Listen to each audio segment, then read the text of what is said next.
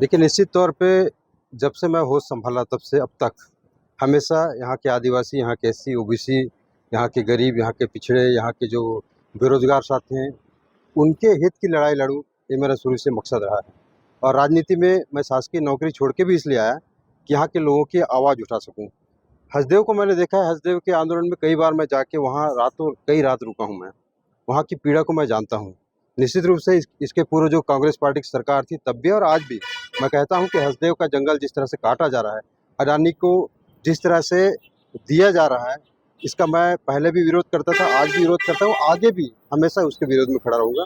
आदिवासियों के साथ वहाँ पे खून खराबा हो रहा है, आप तो देखे होंगे कल सोशल मीडिया के माध्यम से। तो ये बिल्कुल दुर्भाग्यजनक है, चूँकि आदिवासी समाज से आज प्रदेश के मुख्यमंत्री भी हैं, तो समाज के होने के नाते मेरी तो जिम्मेदारी है कि मैं अपने नेता को बताऊं।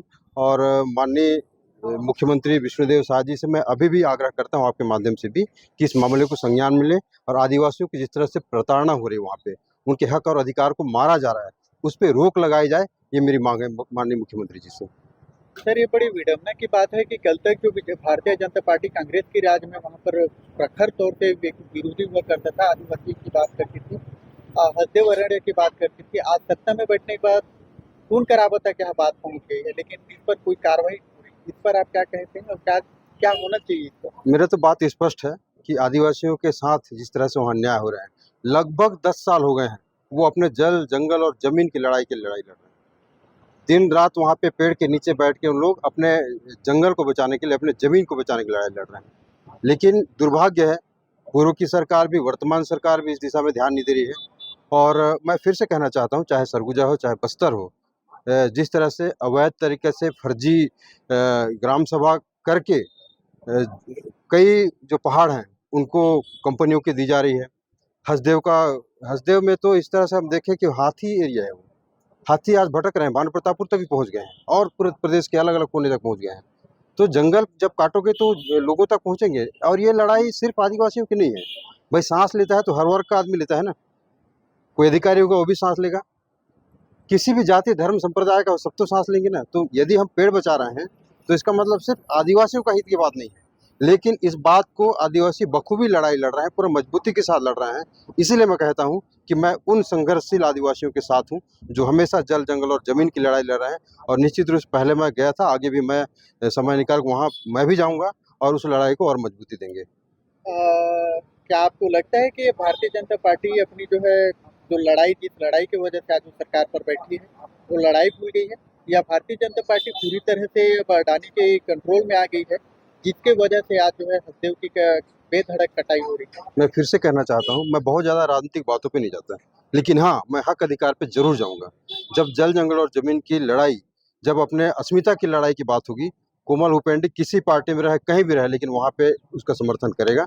और छत्तीसगढ़ को यदि बचाना है, छत्तीसगढ़ की संस्कृति सभ्यता को बचाना है, यहाँ के लोगों को बचाना है, तो निश्चित तौर पे पेड़ों की कटाई को तो रोकना पड़ेगा। लगातार जो है विपक्ष द्वारा सवाल उठाता जा रहा है कि मुख्यमंत्री विष्णुदेव साय एक डमी सीएम, आज आदिवासियों पर ही अत्याचार हो रहा है, लेकिन कोई सोशल मीडिया पर कमेंट आ रही है ना, मीडिया पे बाइट आ रहे हैं। क्या लगता है आप? कांग्रेस पार्टी की बात कर रहे हैं? भारतीय जनता पार्टी की बात कर? देखिए, मैं फिर से कहना चाहता हूँ कि छत्तीसगढ़ राज्य ही इसलिए बना है कि छत्तीसगढ़ के लोगों का भला हो। यहाँ के आदिवासी, एससी, ओबीसी जो यहाँ के लोग हैं, मूल निवासी लोग हैं, उनके हक और अधिकार उनको मिले, इसलिए छत्तीसगढ़ बना था ना।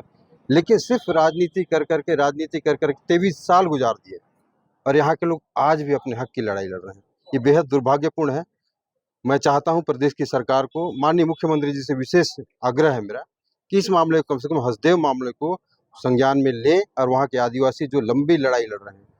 कांग्रेस पार्टी जब पूर्व में, कांग्रेस पार्टी की जो 5 साल सरकार थी, उसके पहले भारतीय जनता पार्टी की सरकार थी, उस समय राहुल गांधी जी वहीं हरिहरपुर में आके, मदनपुर में आके कहे थे कि आपका हक अधिकार को नहीं छीना जाएगा, कांग्रेस सरकार आएगी तो आपके हक अधिकार दिए जाएंगे। 5 साल सरकार में थी कांग्रेस ने, क्या किया?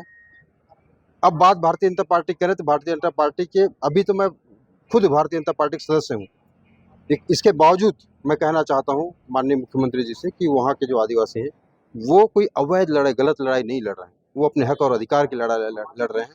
और चूंकि आप स्वयं आदिवासी हैं तो आपकी बड़ी जिम्मेदारी बनती है कि इस मामले को जाकर संज्ञान में लें और आदिवासियों को हक और अधिकार दिलाएं।